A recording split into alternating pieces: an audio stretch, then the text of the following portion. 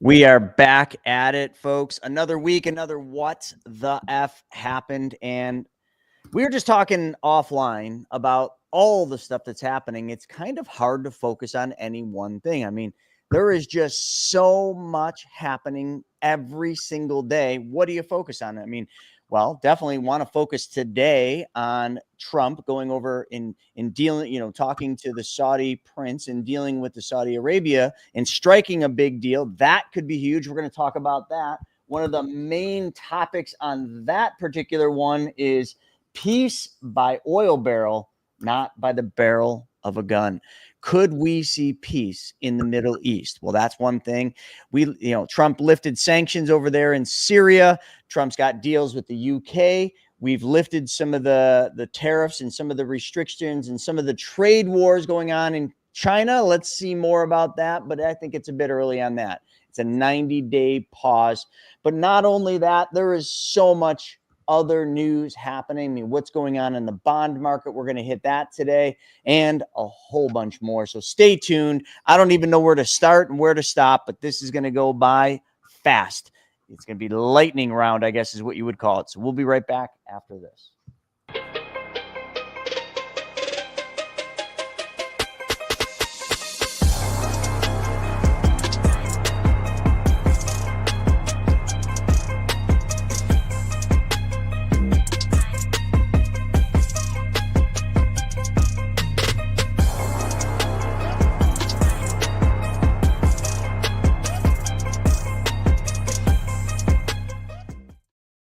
All right, folks, we are back at it. Another week, another What the F happened. We are just inundated in information, in news, and all the stuff going on. I just seriously don't even know where to start. It's chaos to capital. It's capital to chaos. It's oil. It's dig, and it's drill, baby, drill. But is it really drill, baby, drill? Or are we talking about the Middle East, which is definitely going to be a highlight that we're going to focus on today? Sanctions being lifted over there in Syria, deals being struck with the UK, and some other deals being struck with China, which are resulting in some of this trade war being paused for 90 days. Backing off of these crazy tariffs, backing off of some of this crazy duties that are being thrown at us. Could we start seeing the light at the end of the tunnel? And what does that mean? Does that mean all is going to be well? Does that mean the markets are going to be rallying like they have been when the news heard of the deal with China? I mean, the markets shot up over 1,000 points. Some people are like, oh my God, I'm missing out. Are you though? What are you missing out on? A crazy ass roller coaster ride, if you ask me. So there is just so much to cover. Stephen and I got to really unpack a whole bunch of stuff. I've been here reading newsletter after newsletter, so many newsletters that literally my brain is melting because I don't even know where to start and I don't know where to stop. So Stephen, I'm going to kick this over to you. Let's kick off WTF. What are some of the top things you want to talk about this morning? Yeah, I mean, politics have always been wild, and obviously the mainstream media and the back and forth with kind of the new media, as they call it, with some of these influencers and podcasters and Twitter, X users and things of that nature. It's just where do you start to understand like what is actually happening? Like, how do you actually try and decipher what is going on? What's the truth is? Because there's so much back and forth. There's so much, one-sided information coming out. I mean, just so many examples of it. So like, we hear about like this 747, for example, that Qatar is going to be gifting to the administration, the Trump administration. And not if Schumer has anything to do with it. Well, you hear one side of the argument, hey, it's a gift. It's, gifts don't come for free, even though it's, and they're giving it to Trump and this and that. And the other side's, well, it's not being given to Trump. It's being given to, for them to use. And then it's going to go to the Trump library before he ends being president. But, is this thing even going to be up and being used in the next couple of years because of the way it happens? And it's like, so on one hand, do we accept the $400 million gift and treat it as a gift, or does that come with strings attached? And when you listen to both sides, it's like, who do you believe? Because if we look at history, I mean, the mainstream media for the last 4.5 years told us that, Joe Biden was the most competent, smartest guy in America and the best president and was ready for a second term and all this stuff, right up until the point they ran him over with a bus and he wasn't any longer. And then today we hear those same people being, oh no, we were saying he had cognitive decline forever. But then you go back and you watch video after interview after interview of them standing up for him and covering for him and everything else. It's like, so you're either lying out of your mouth today or you're lying out of your mouth before, or both. And so it's like, if I don't believe you on that topic, how do I believe you on anything else that you say? And we saw that also with COVID. I mean, all the COVID misinformation and all the stuff with the vaccines and everything else out there. It's like, okay, who do we believe? Because we hear these people are like, oh no, we never wanted shutdowns. We never wanted schools to be closed. We never wanted to, end the Constitution, all this. But you go back and they literally did that. And it's like, so how do you decipher this information, Chris? It's just really daunting. It's become a difficult task, I will admit. So I don't know. So like you said, I know you read a lot of white papers on the financial side. I'm always trying to read through different extremes in the media and the different sources for news and try and figure out what is real. But it's becoming increasingly more difficult. It is. And yeah, I read white papers, but when you're getting 5 new white papers every day because things are happening at light speed, it's almost impossible to keep up. So I've been trying to, keep up while on planes and reading white papers and news, but it's kind of like you said, what do you believe and what do you don't? And really, what do you even need to comprehend? I mean, really, I think the thing that most Americans need to understand is, how does this affect them? Are prices of goods going to come down? Is this all going to be good? Is the trade wars over? I mean, did we get what we wanted here in the United States? Or, so really, I think that's what it all boils down to. But hey, on what you were just saying, I'd be remiss not to talk about this white paper, and I'll share it with you all right now. But Mr. Obama. So Obama, there's been rumors, and I want to preface, these are rumors, but right here, Obama Vineyard Hideaway lists for $39 million amid divorce rumors. So I guess the Obamas have a Massachusetts property that they've used, in different summers starting in 2009. And reports right now are the family paid a staggering $50,000 a week to rent a boat. And I don't know. Are they having issues? Are the Obamas going to split? Is that what we're seeing? Does that even matter? That's the thing. I think that's the most important thing we need to decipher is what matters. Do we care if the Obamas divorce? No. Do we care if they sell their little hideaway for $39 million? No. How did they have the money to buy that hideaway in the first place? Last time I checked, the president's salary is what, Stephen? $200,000, $300,000? Obama can come into the office being a wealthy man, but holy shit, he's wealthy now. So how does that happen? And yet we're so concerned, or I should say Schumer's so concerned about a gift of a jet. It's quite the jet, $400 million jet. But I mean, is that really what we should focus on? Should we be focusing on some of the inside trading, the activities that have gone on with Pelosi, making her the single greatest stock picker of all time? I don't know. I mean, all these things and lots more, but let me just hit on a couple other things because we started on this. I want to talk about, this deal, the Saudi deal that Trump is over there, actually it's already done supposedly. So he was over in, dealing with the Saudi prince, and I'm trying to find the name. I get all these white papers, I read them, and I think it might just be easier if I just show this to you because it's so much information that I just can't memorize it all. Sincerely cannot memorize it all. But here you've got all of this stuff where they're talking about what he's doing. And, he's trying to end these endless Middle Eastern wars by making it so that everybody just makes money. And if everybody's making money, then there are no wars. That's at least what he's saying. He said, we have endless opportunities. And I agree. Like, listen, study the Middle East, study this, especially the what goes on in Dubai and Saudi Arabia and all that. I mean, it's oil. That's where their wealth comes from. Make no two ways about it. But they've taken their profits and they've literally invested in infrastructure. They've invested in making, I don't know, things that only dreams could have produced prior.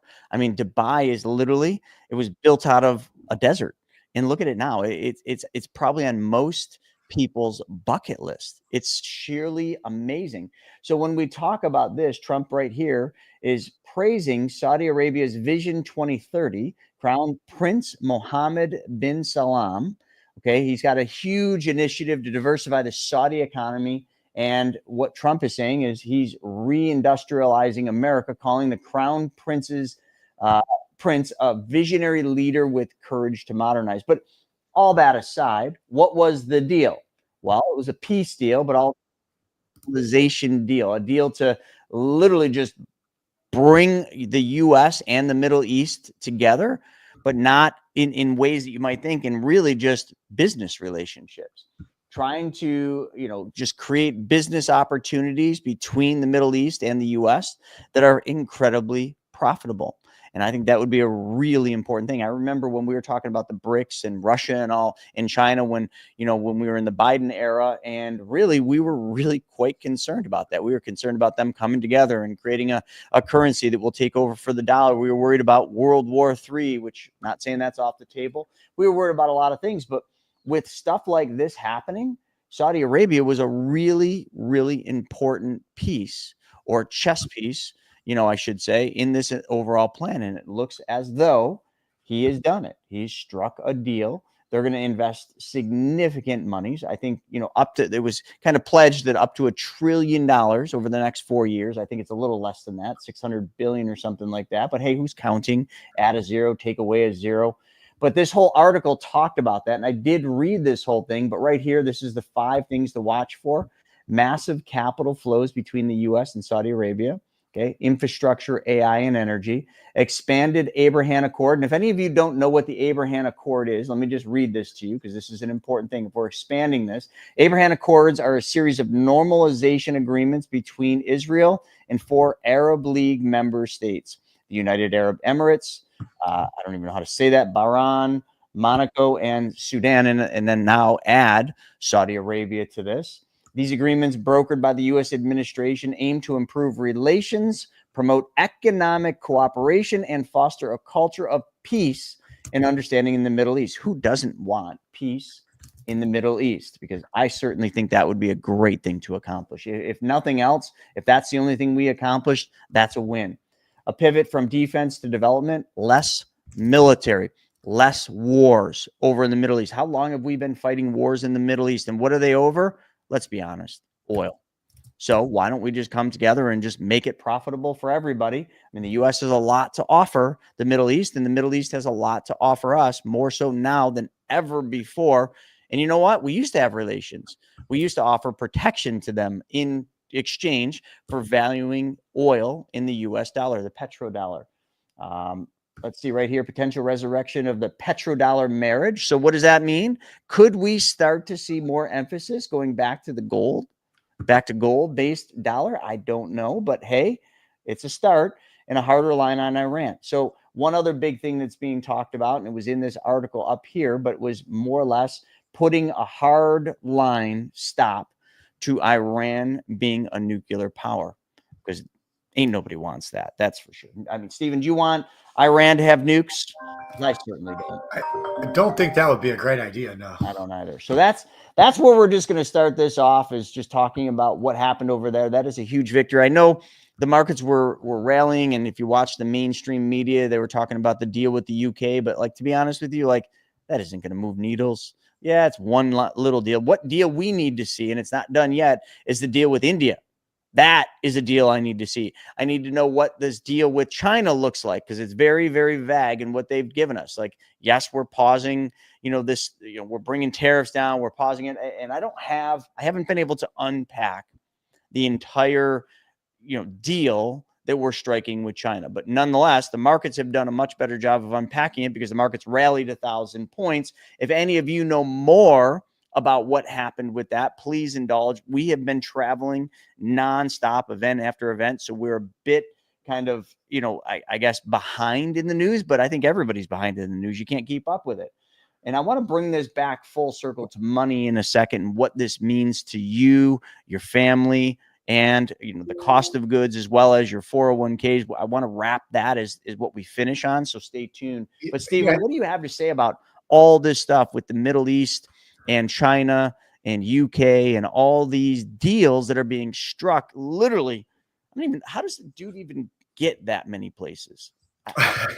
Well, it goes back to what I was saying. It's like what do you listen to, and at what point do you actually start to really listen to it and believe? Because it was just a few weeks ago. When was Liberation Day, quote unquote Liberation Day? April 2nd. Mm-hmm. So it's been about a month and a half. When all the tariffs were released. And according to every single Democratic politician and every single mainstream news channel out there, the United States of America was done.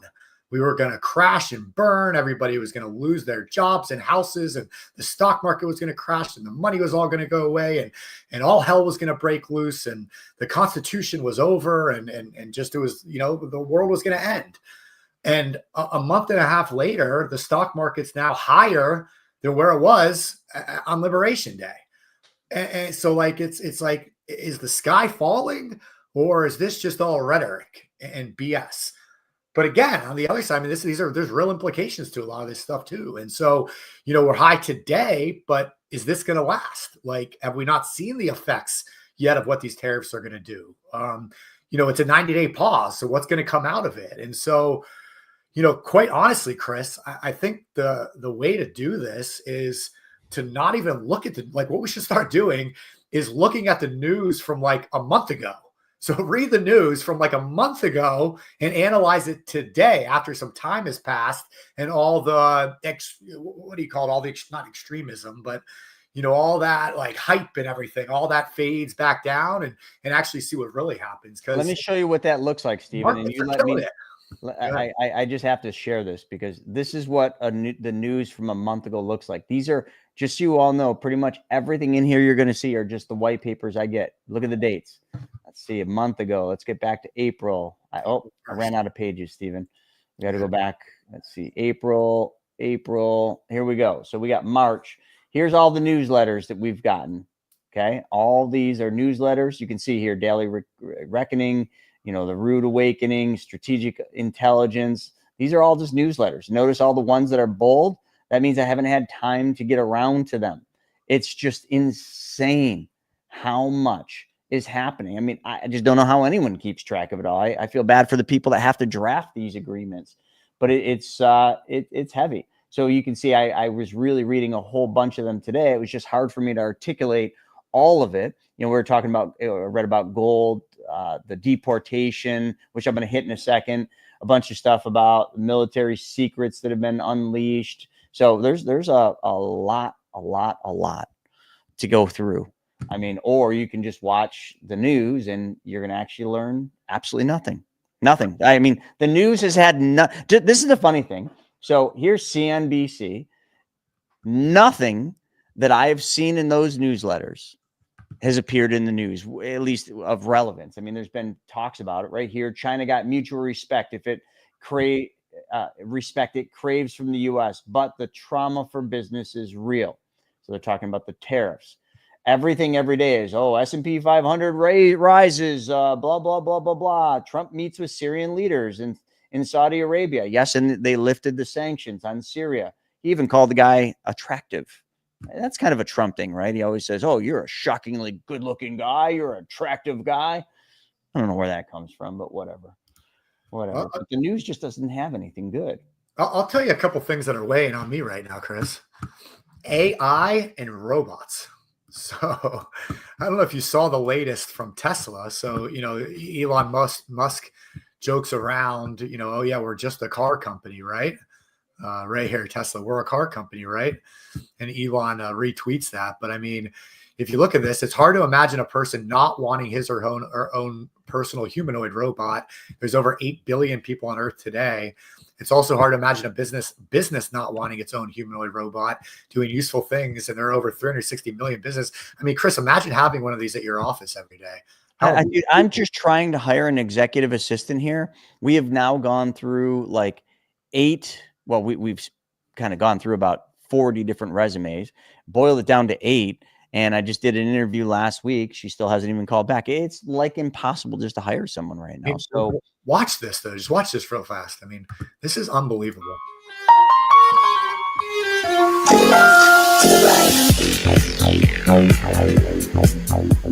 Maybe got moved.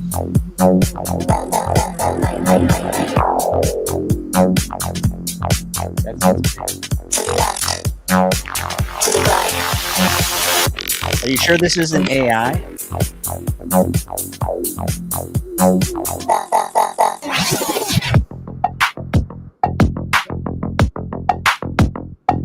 I mean, it reminds me of my dad on the dance floor, but it's one of those things.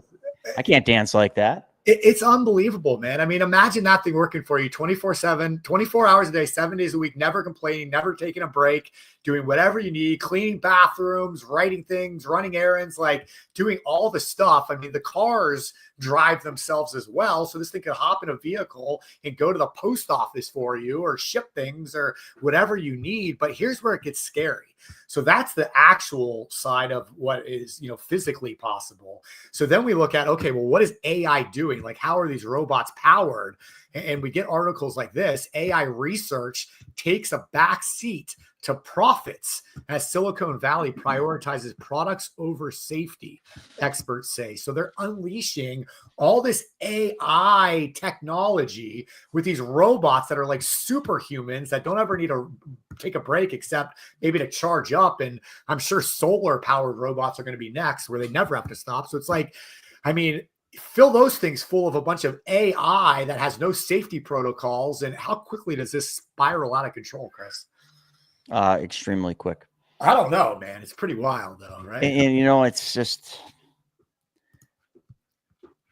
I don't really have anything I can say on that at this present point. Outside of, everybody should really go back in their archives and watch Terminator 2 before you start thinking this is the answer, that we need robots, that we need, AI to take over. Listen, it's hard to not think that is a viable solution when, you can't even find just, it's so difficult to hire people right now. And then even when you hire people, you have to take so much time just to hire smart, because once you hire somebody, there's so many laws that prevent you from firing them. You can't just get rid of an employee the way that, I think a business owner should, because there's so many protections. So it's just kind of like, I've been very hesitant to hire, even though we need this, we need the, an assistant here. I've been so hesitant to hire because, like, what if you get, what in the interview, what if they just tell you everything they want? What if their whole resume was done by AI? What if, when they start, they're not what you wanted and you want to fire them fast? Can you actually fire fast? There's so many things that go through my head. And then deep down inside, I'm like, do I even hire anybody? Why don't I just keep suffering and just go through the hell that I go through? Just do it myself. Man, oh man, I really wish I could tell every person that you interview, like, here's what we're going to do. I'm going to have you sign an NDA, and then I'm going to have you spend a week here, and I'll pay you for that week that you spend here. And what I want you to do is I want you to watch what we do. I want you to pay close attention, and this would be all based on a resume. And then I want you to tell me what you can do to fix our problems. And if they can articulate what they feel with their expertise they can bring to the table to solve our problems, then that's your hire. But how difficult is it to do that? Can you even do that?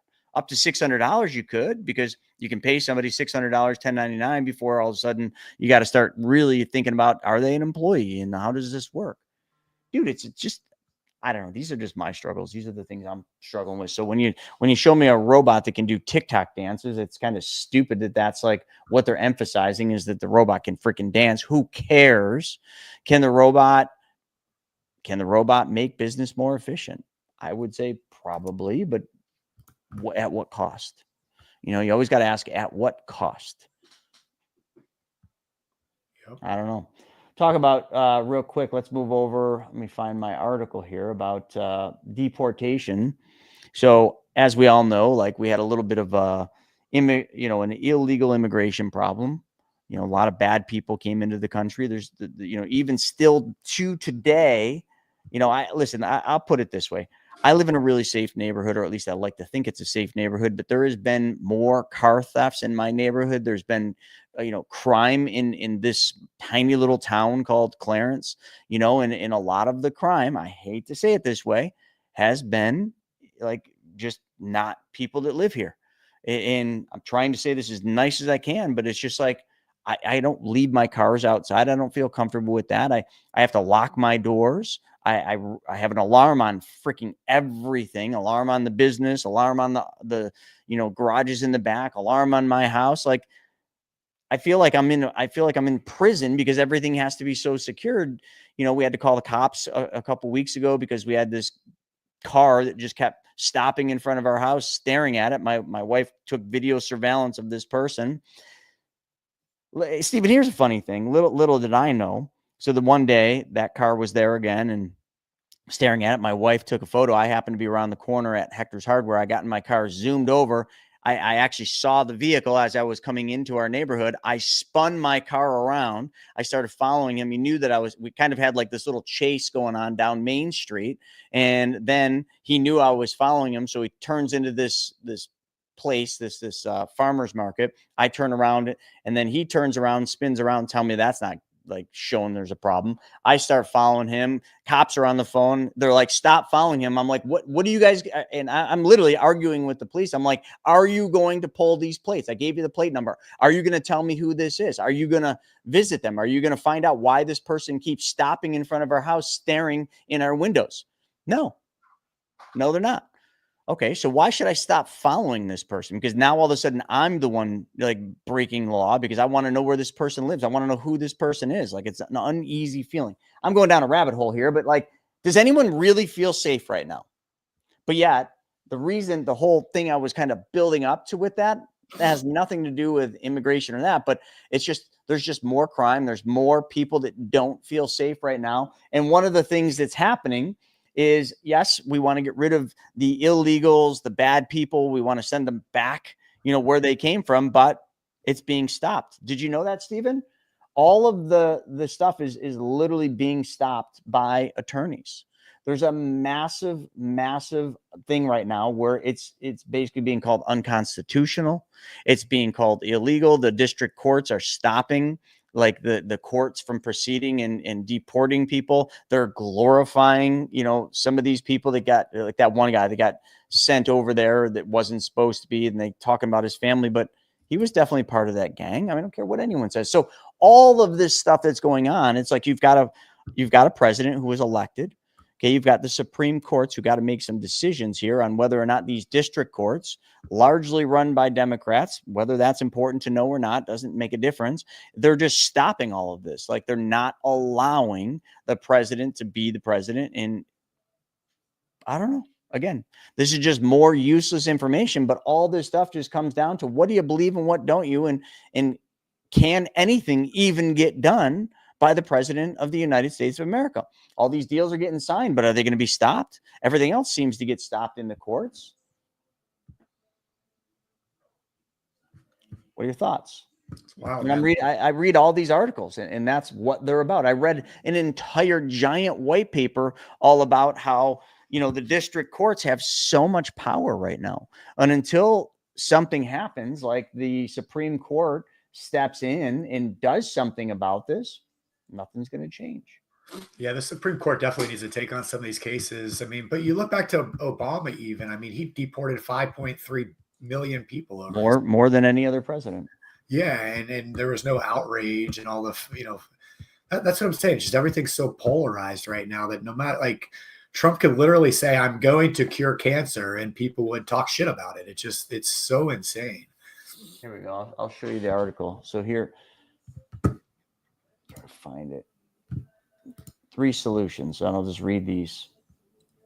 I know we're all over the place, folks, but please understand from our standpoint, like, what this show's all about. It's about reporting, what's going on, that ranting, raving, and arguing about what's going on in the news. But there's so much in the news. It's like it's almost impossible to know how to bring it all together. And, I'm reading some of the comments. We got one here on Instagram that says, that's how we know what judges, attorneys are corrupt. Need to cleanse them out before real justice can be served down the road.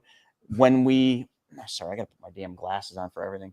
When we find out what government employees were on the take, and how true is that right here? This whole article, okay, this whole white paper called The Daily Reckoning is all about nuclear deportation options, but it's talking about how every single thing that Trump's doing, trying to deport these criminals and terrorists, is being stopped.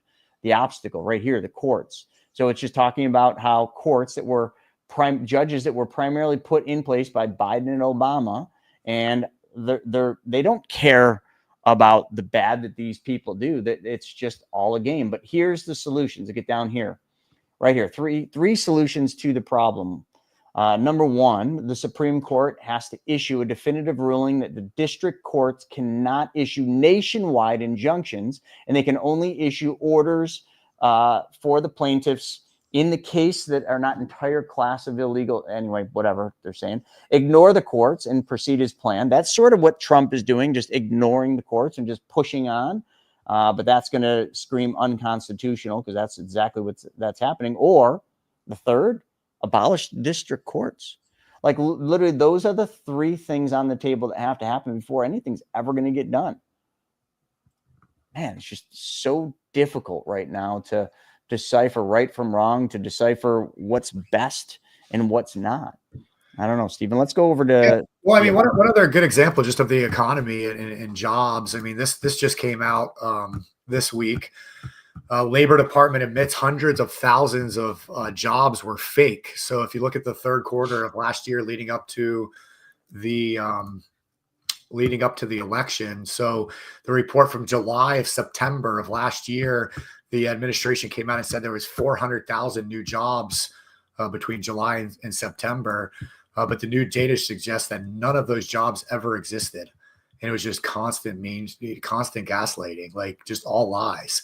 And we saw that a lot throughout the Biden administration, where they would release these jobs numbers, and then, several quarters later, they'd revise them way down. But to claim 400,000 new jobs, and new numbers show a decline of 1,000 jobs, actually, like that's a massive difference. And for that to come from, the top, it's like,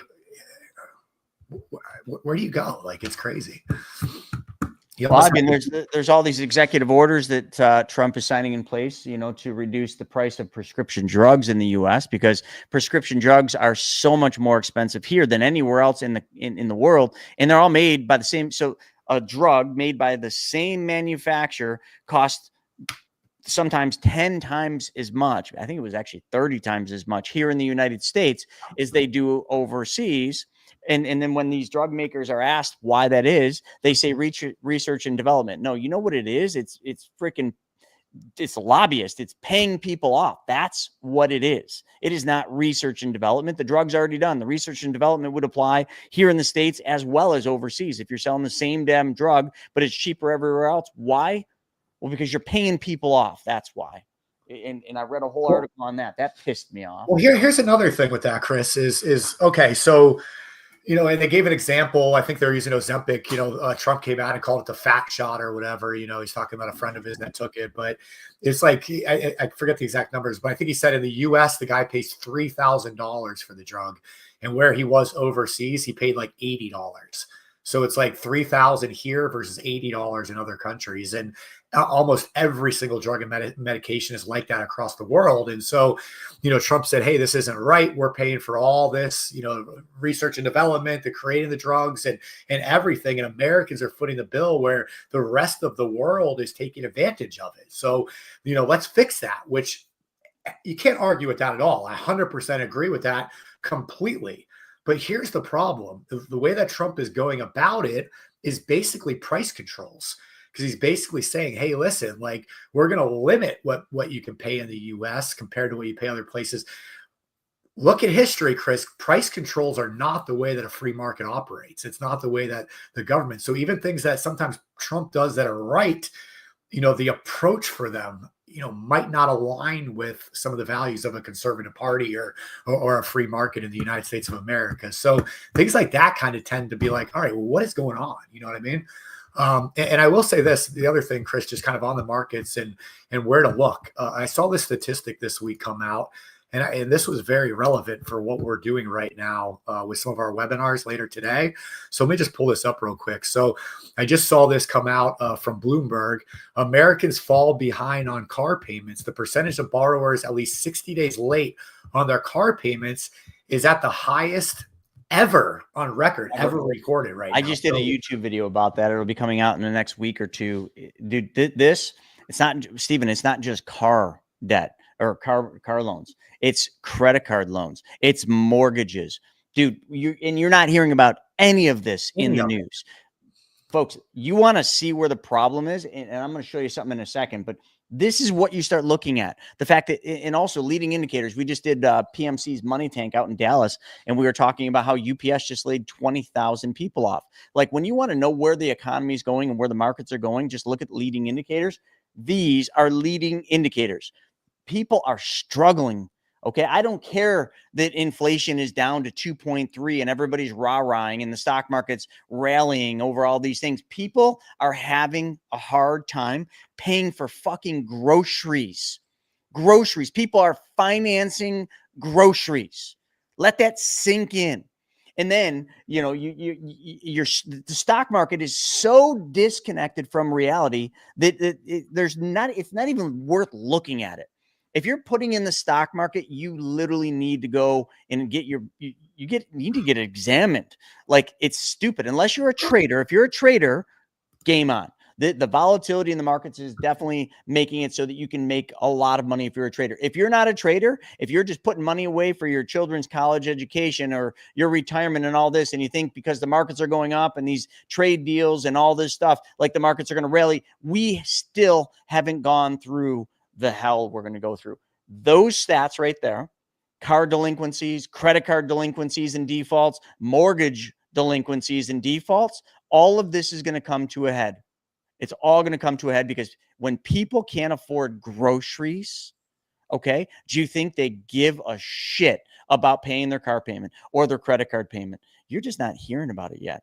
If you're not following my YouTube channel and not just mine, there's a bunch of other YouTube channels giving the same data, but the data is there. You can look it up. It's Fred. You can go to FRED. You can look at all the data that we look at.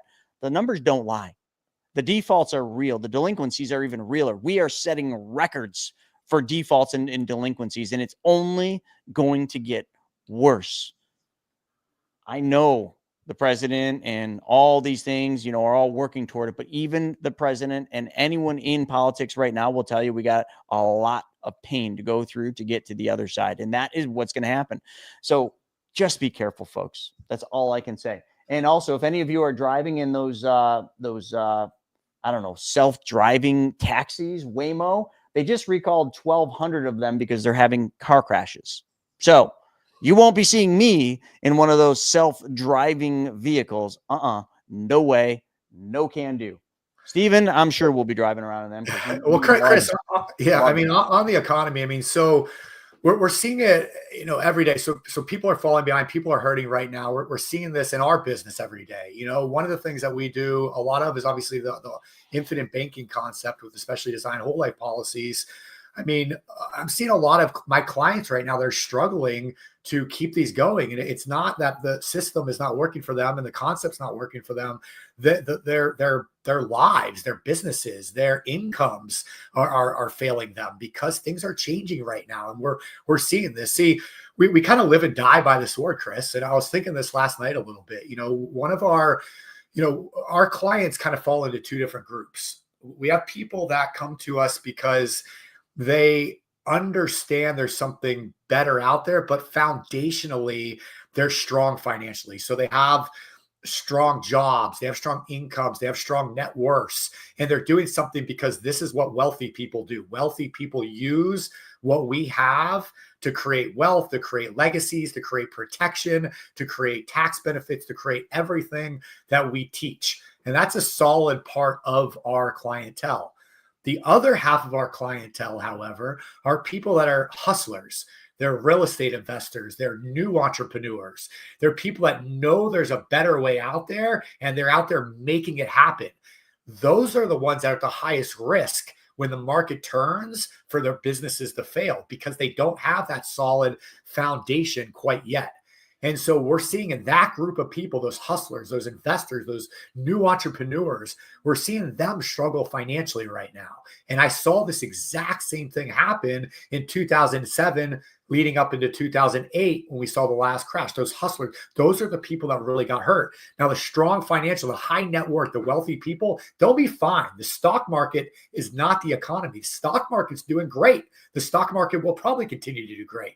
Even if it pulls back, it's not going to affect those people because they're not going to realize those losses in most cases. But those that over here that are panicking, that have to sell because they need the cash, whatever the case is, those are the ones that are struggling. So what I'll say to that group of people, and if that's you, if that's something you're worried about right now, or maybe you're just kind of, you've never really gotten over to this side yet, but you're almost there. Right now is the time to really tighten down and understand your money.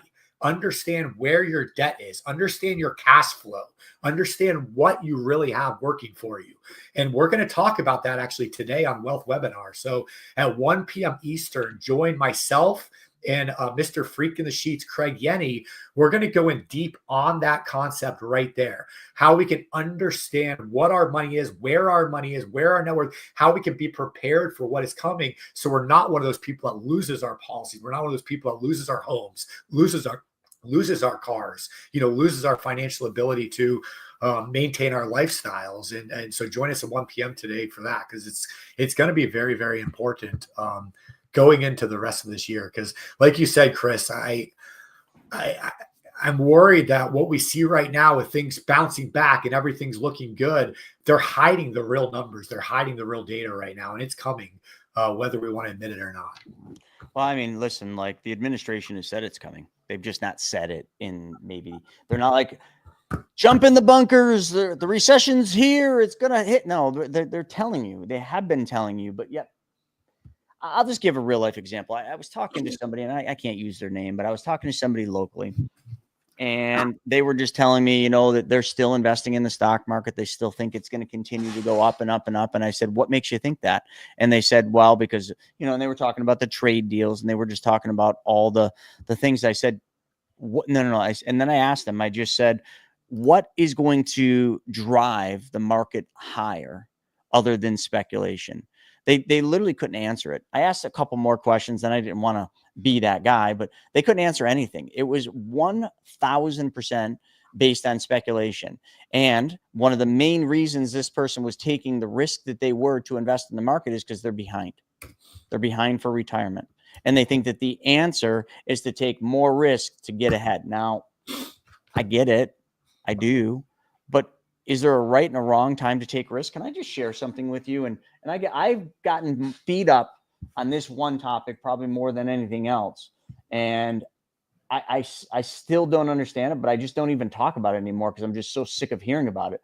This is a chart. And I know, folks, nobody likes looking at charts, but this is the thing I've always been talking about, long-term treasury bonds. And I just pulled up an ETF. This is not financial advice. I'm not making recommendations. I own this. I own a lot of this, and I keep buying it. I just want to talk about the drastic differences in the way that the sentiment with investing. I have always been taught, and through all the stuff that I've read, whether it's Warren Buffett's books, fundamentals matter.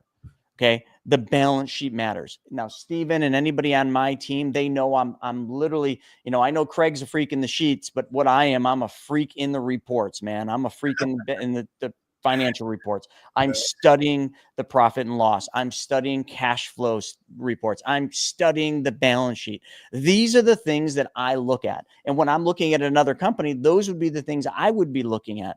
So fundamentals matter, but also it's not hard to understand what Warren Buffett says: buy low, sell high, and don't lose money. So what have I been doing? Well, I've been doing, I guess, what everybody else is not doing. And I've been buying this right here, TLT and several other treasury bonds, but I'm just buying these.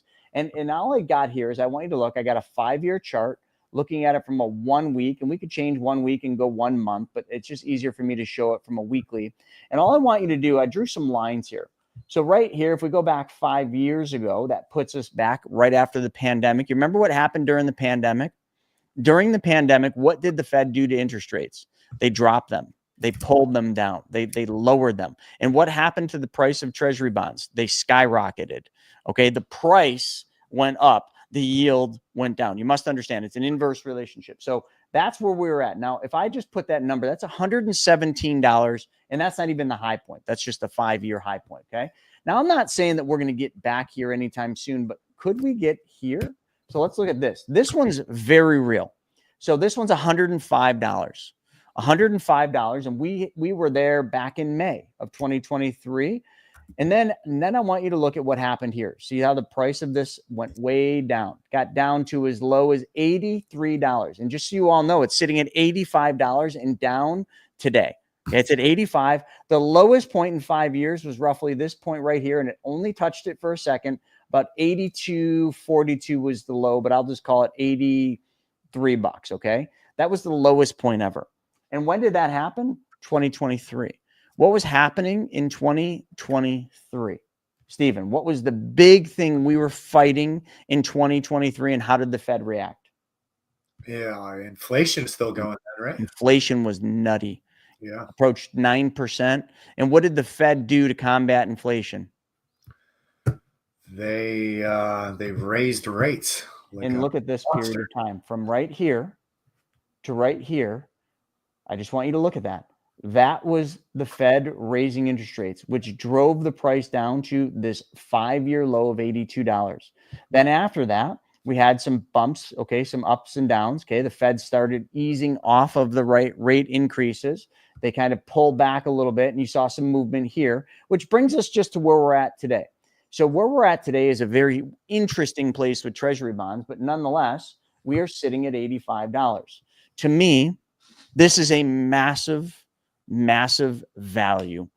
To buy this at $85 is honestly just fundamentally makes every bit of sense in the world, unless, and I've heard this, someone says, oh, nobody wants Treasury bonds because of the U.S. deficit. Nobody's going to believe in the U.S. Well, the U.S. just signed a deal with Saudi Arabia. They're investing hundreds of billions of dollars in the U.S. They kind of pledged $1 trillion. So we've got, China, whatever more is going to come out on that. But China, like in the U.S., are talking. Thank gosh. The trade wars are at the present time paused, and they're working through it. Deals with UK. We've got ceasefires going on. We've got all sorts of good things happening, which all points to a better future. At least we like to think that it points to a better future. So the United States of America isn't going anywhere. Russia's not going to take over as being the dominant, currency that trades. The BRICS aren't going to take over and be the dominant currency and take over the dollar. And the U.S. deficit compared to the China deficit is nothing. China is way worse off. I had somebody arguing with me about that the other day saying, oh, China is way better off than the U.S. That's because China doesn't report the real numbers because they're a communist nation. Like they don't report any of the real numbers. So you have to really dig deep to understand China's in fucking trouble. Without the United States of America, China is done. I don't care what you think. I don't care what you know. Like if we get the deal with India, which it sounds like there's a deal on the table that they're working through, a trade deal with India. India, just so you all know, is the third largest economy. You got US, China, India. Okay. So that matters. And if we can kind of get something going on with China and all this other stuff going on, do you think the U.S. is going to be the place where people want to invest? Well, Saudi Arabia certainly thinks that way. So if they think that the U.S. is a place to invest, why wouldn't I want to invest my money in the United States? Okay, in debt. And that's treasuries. So buying low basically tells me one thing. I've got the opportunity to at least get up to here, $92, because I'm looking at support and resistance levels. 99 is very likely. Look at all this. $99, that's fucking walk in the park. This one's a walk in the park too, $1.05. And up here, if I go back even further than 5 years, if I were to go to 15 years, and we were to look at that, this is the highest point right here, okay, 2020. Now, is it likely we're going to get there? I don't know, but is it likely we're going to get right about here? $1.35? Yeah, 15 years says that's really likely. But if I want to even get more secure, $1.21. Are we going to get there? Well, I don't know. We were there back in 2013. We were there in 2015. We were there in 2016, 2017, 2018. We were there again in 2022. Can we get back to where that is? Between, $1.19 and $1.30 something, wherever in this range? Hell yeah, we can. Okay, so please help me understand the mathematics behind this. In order to get to those prices, the only thing that has to happen is the Fed has to decrease and lower rates. Yep, that's what's got to happen. The Fed's got to drop rates. Is the Fed going to drop rates this year? Yep, they've already said they are. They didn't do it this last time. They might not do it next time, but they're expecting 2 rate cuts this year. And in 2026, that's when the bottom, I think, is going to fall out. That's when we're going to probably have the recession, and the Fed will drop interest rates. So the likeliness of that happening is really strong. Okay, it is speculative, but it can't go up. They're not going to raise interest rates. We're almost at the Fed's target. We're at 2.3. The Fed's target was 2. So what are they going to do? Ease off interest rates. That's what they're going to do. And when they do that, the price of the Treasury bonds are going to go up. Because why? Because that's just what happens. And it's happened every other period of time in history. So then do the math. If you were to buy Treasury bonds at $85 or $90 and they went to $1.20, what's your return? What if they went to $1.30? What's your return? Pretty good, right? And what is the likeliness of that happening? Extremely high. So am I going to put money in Nvidia and Apple and all these companies, which probably have more of a chance of going down than they do going up? Does that make sense? I don't know. I guess there's a lot of crazies going around there. Sorry about the rant, but like seriously, like so much of this stuff just comes down to logic. Why wouldn't you understand that? It's not complicated. I've done probably 7 YouTube videos explaining it, and your financial advisor, damn it, should understand that and be telling you that the risk right now is not worth the return. So take the high ground, take the safe ground, find a place to park money in a safe place because you know you're getting paid for it. Treasury bonds are paying like 4.5% right now. Sign my ass up. Yeah. And when shit hits the fan, I mean, that's what that's what the Fed does. They cut rates to try and boost everything back up again. I mean, it's coming. Might as well take advantage of it, right? This just in, and this kind of hits on the earlier, the U.S. is reaffirming its role as the Gulf's main security ally, even as it faces competition from China and Russia. That just came in. And that's probably in relation to the Saudi Arabia stuff. This was interesting coming from Justin Streeper, who we just met in Dallas for the first time. What's up, Justin? Or I guess again, actually, we met you at the last one. But all right, so Caterpillar, like the the big dozers, big bulldozers, and whatnot. The non-union workers, Caterpillar stopped contributing to their 401ks, and there was no pay raise this year.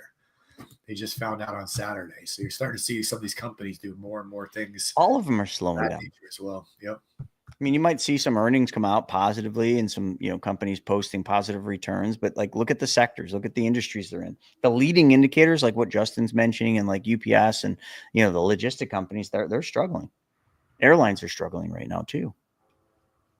Wouldn't know it if you go to the freaking airport, man. Every airline, every airport is packed. What else we got, Stephen? Let's see, in these last few minutes here. I'm just reading some of the notes. I want to go to the audience here. Yeah, was there anything coming in on Instagram? Not recently. No, we hit the ones from Instagram earlier. It was very active earlier. Just talking about medical insurance scams and partnerships with big pharma. We might need to start streaming on TikTok again, just to so we get some fights. That was kind of fun. People want me to argue with people. Yeah, that was fun. I sometimes need a break from that, though. I love this Dex's comment here about China. So who's going to be buying all those Tesla robots and all the robots? China, because they have an aging population. They could only be rivaled by Japan. And look what happened to Japan. Like China, I don't know how long ago, a decade ago, or maybe even longer, made it, so that women could only have one child, and that stunted their demographics. So now as a growing country, a growing world power, they need to grow their economy. They need to grow their GDP, which takes a workforce. And, just like every other developing nation, the workforce in China has evolved. They're getting paid more, although not much because it is communist. Okay. But they're getting paid more than they were then. And there's not enough of them. The younger generations are not enough to support the aging out demographics, just like the United States of America. But the one thing the U.S. has that China does not is immigration. People still want to move to the United States of America, the land of the free, the land of opportunity. Legal immigration is the best thing that the United States has to control our demographic problems. Because if you just leave it to, Americans, we're failing that battle as well. We're not popping out enough kids. I couldn't believe it in Dallas at our event. I just asked everybody, how many of you have kids? All the hands went up. And I said, how many of you are planning on having more kids? 1 out of over 100 people's hands went up. 1. So demographics are a real thing. Read The End of the World is Just the Beginning. It's a book on geopolitics, but you will learn exactly why China is doomed. But the robots, well, they could save the problem in China. Scary thought there. I saw an interesting kind of story about NVIDIA the other day. And NVIDIA is a super interesting stock. I mean, it's I don't think anything's really competed with the gains it's had over the last couple of years, except maybe like Bitcoin or something. But if you look at NVIDIA, I mean, they were down in the 20s a couple of years ago, and I mean, stocks are up at 123 today. I mean, that's Crazy company. $132. I mean, that's a huge gain. But NVIDIA is very controversial though, because they put out these chips that are required for all the AI processing and all of that. Of course, the competition over in China and Taiwan is constant. Who's got the better chips, and all of a sudden China will come out with a chip and NVIDIA stock will come down, and kind of this back and forth. And so one of the arguments has been is, hey, let's invest more into American chips and kind of build more companies in the US that can build these chips and start decreasing our reliance on China and Taiwan and everything overseas, just in case stuff goes bad. And I heard an argument this week, probably from NVIDIA, because they want the money, but it was like, hey, instead of putting all this money into all these new startups and all these other chip companies, let's just choose NVIDIA to be the company, dump all our money into that. And if we can do things fast enough, NVIDIA can create new chips quicker than China and Taiwan can copy them and put out new technology themselves. Because that's what happens a lot with a lot of these Chinese companies. They just steal American IP. And I guess in the chip industry, these chips, the technology changes so quickly, it's hard to keep up with it. So NVIDIA was like, hey, just give us all the money. Let us just keep putting out more and more better products, and we'll stay ahead of the competition that way. So just thought it was an interesting kind of argument. And right here, Chris Ash just made me feel really old. Remember a second ago, I said, the 1-child rule in China, and I said that was over a decade ago. Feels like it was over a decade ago, but it was actually back in the late 70s, early 80s. but it is actually important to understand that, because like, if you think late 70s, I was born in 77, like the people right now that are in those positions that are running companies would be this generation. And, obviously I know that they went off of the one policy, but there's still people in China are still reluctant to have more children. It's just expensive, that, it's just very tightly packed in China. So like that problem isn't gone, and you can't fix it. So they're definitely doomed from a demographic standpoint. They just don't have the workforce anymore. And that problem will not be fixed probably inside of a 20-year period, minimum 10-year period. But they would have to, I think what should be done is, I think countries really should incentivize women to have children, like give them a check, like find ways to make it, it beneficial to have children. Because if you're talking about growth of a nation, India's got that right. I mean, they're popping kids out left and right over there, so they don't have a demographic problem. I want to finish with this one last thing, Stephen, because I know we're over time, but I told everybody I would kind of show this. Yeah, and while you're doing that, just real fast, hey, Chris Ash, go Cats tonight, baby. Game 5. Anyways, he's a Toronto. This is another white paper that came in. It was basically a lot of analytics, but it was basically just showing that the probability of a larger 12-month plus crash in stocks or a smaller 3-month, the dark blue. So this is kind of just a metric used to just analyze risk. And you can see what happened in 2008. You can see all the other periods of time, but look at where we're at right here. So you can see the problems in the charts and everything else. And that's what he's basically saying. You can read these articles. The 78% NASDAQ crash was the first major stock bubble since 1929 to 32. And I'm expecting this to be the final and largest bubble crash of our time. So he's basically just showing, like, these charts are showing what's about to happen. So folks, I had mentioned what's this mean for you, for your pocketbook, for your 401k. Right now, the juice isn't worth the squeeze. Be very cautious with taking risk. Do your due diligence. Invest in things you know, like, and understand. And for crying out loud, pay yourself first. Start saving money. And you got to get rid of debt. You got to stop relying on debt. You got to stop thinking debt is the way. I can't believe it. I went out last night and met a friend, and he was just telling me he's looking to lease a vehicle, and he's doing it for reasons he knows he can get all the money back. But, he's talking about how much vehicles lease for. I had no idea how much leases were these days. Well, it's largely due to the higher interest rate environment and the cost of cars and how high they are. I mean, you can go out, you can't even lease like a Jeep Wrangler for under like $800. A Ford Bronco, like the nicer ones, he was saying, were like $900 a month. That's pure insanity. I mean, do we really, really need the new car right now? Those are the questions you got to ask. Or I think you really should be asking yourself, why don't you just buy the car with your own private banking system and get all the money back for every car you ever buy, drive, and own? That seems like a logical explanation to me, but I don't know. I guess that doesn't make sense to the majority of the people out there that don't want to learn a new way to get all the money back. So they just keep doing it the old way and just keep giving money to the institutions and the banks. Well, let me know how that works out. Yep, and push gifts. Don't ever. Yeah, they must have been in Dallas listening to your story. Yeah, the push gifts. All right, Stephen, you want to bring us home on this one? Yeah, man. I mean, go whoever your hockey team is. NBA playoffs in full swing. My advice today is anything you hear in the news, just wait a few days, wait a few weeks, see what really comes out.